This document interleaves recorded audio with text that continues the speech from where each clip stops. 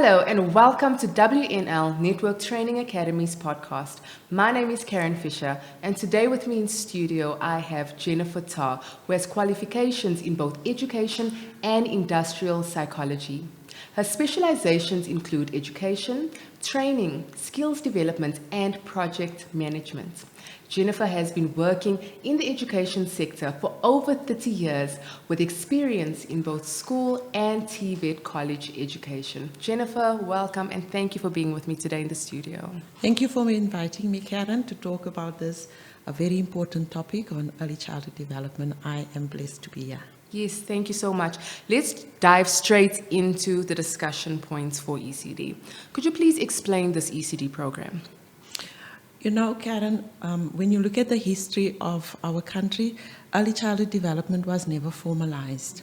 So when we look at the ECD program, here it focuses on the physical, cognitive, social, and emotional development and changes that occur in children between the ages of 0 to 9. So as an ECD practitioner, you're going to work with children between the age of 0 and 5 years old.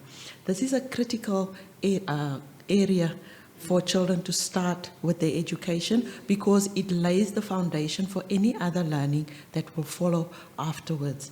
So an ECD practitioner will care for and teach children from 0 to 5 years, as I have mentioned, and the focus here is on building strong social and emotional foundations and to develop the child's language as well as motor skills. Yes, and that is so important. That is, like you say, it's laying the foundation.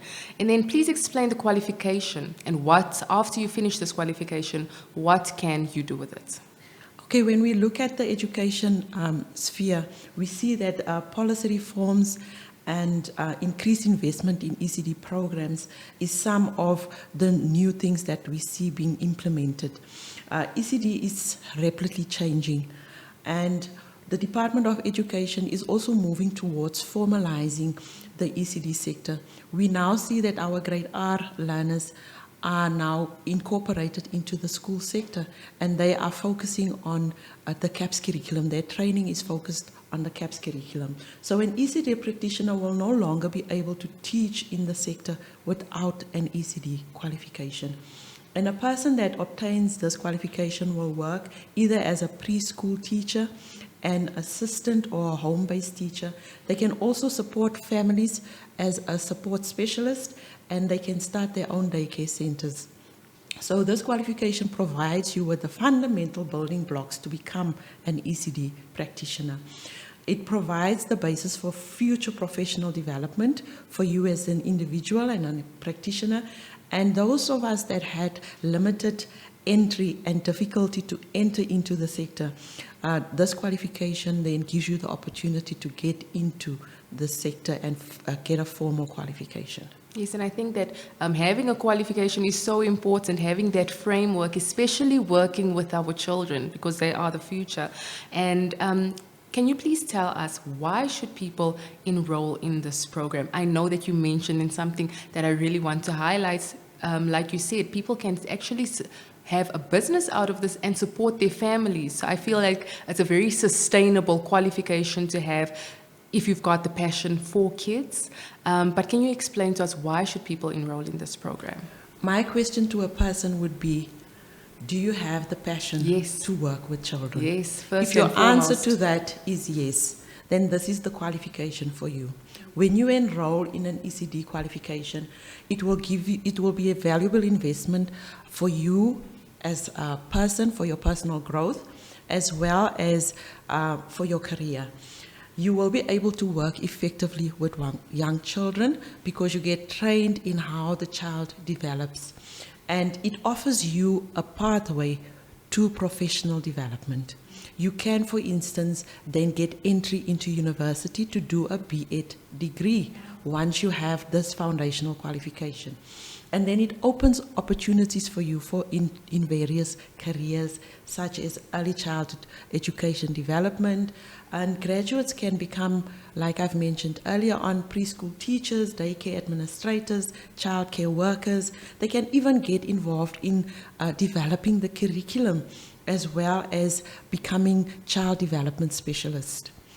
So it allows you to make significant impact in the formative years of a young child.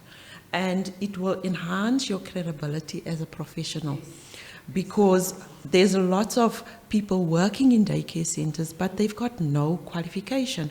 So if you do this qualification, it just puts you at a better level, and it opens up prospects for the future. And then it creates a platform for your ongoing professional development, because it does not only end at level 4. You can continue with your qualification and do level 5. You can get entry into university, and you can go up to the occupational framework goes up to NQF level 8. So you can really develop yourself as a professional within the sector. And working with young children is an incredible, rewarding and fulfilling. It's very fulfilling. So if your answer to having a passion for children is yes, then this is the qualification for you. That's perfect. And we touched a little bit on the NQF levels. I know that sometimes there is confusion with NQF levels. Could you please explain the NQF levels for this program? Okay, I'm going to explain NQF levels in general.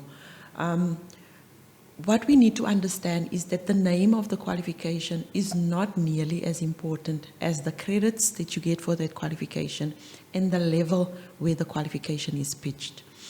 A qualification has got minimum credits of 120.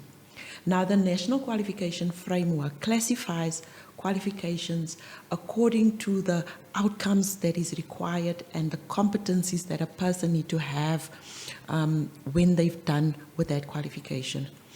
So you can look, when you look at the NQF framework, you might find that there is a bachelor's degree pitched at NQF level 7, but then you can also have a bachelor's degree at NQF level 8. So what is the difference between the two? It is the competencies that is required, the amount of learning that goes into obtaining that qualification, as well as the credits that you're going to get after completing that qualification.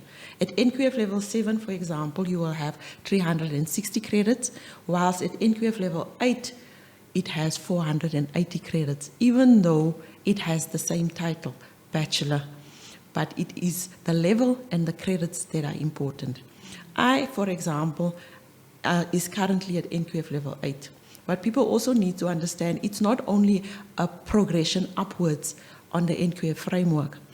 I cannot now, because I'm at NQF level 8, and I now want to change careers, let's say I want to become a doctor, now I insist I need to start at NQF level 9, because I don't have the basic foundational competencies to be a doctor. So the framework allows for you for horizontal as well as vertical movement within the framework, depending on your interest and what it is that you would like to study. Qualifications can also be pitched on the same level, but it does not necessarily mean that they are equivalent. If you have done your matric, you are at NQF level 4. Say now you are interested in early childhood development. It starts at NQF level 4, because when we look at the qualifications, as I've explained, it's not about the title of the qualification, but it's about the competencies that is required. So the competencies is pitched at an NQF level 4. And you cannot start at NQF level 5, because now you will miss on the foundational competencies that you need, because at NQF level 4, you learn how the child develops, how to deal with a child in the environment. So there are basic fundamental things that you are learning, but on the qualifications framework, it is pitched at NQF level 4. So whether you have your matric and you are interested in working with small children, you have to start at the foundational level so that you can be fully equipped for the career pathway that you decide that you want to take. So as I've mentioned, articulation is not only just upwards all the time, it can also be horizontally. Yes, that is perfectly put. Thank you for that. Now I understand as well. And lastly, could you please tell us how people can enroll in this program? Springs Christian Academy has got a webpage. People can go and visit our webpage, and they can also contact us at the office at 011-812-0070. Perfect. Thank you so much, Jennifer, for being with me in the studio today to share insightful points on this course and on ECD. Thank you so much. Thank you for having me, and it's been a pleasure. And thank you so much for joining us. If you would like any more information about our qualifications and our courses, please visit www.wnlacademy.com. Have an amazing day, and we will see you again soon.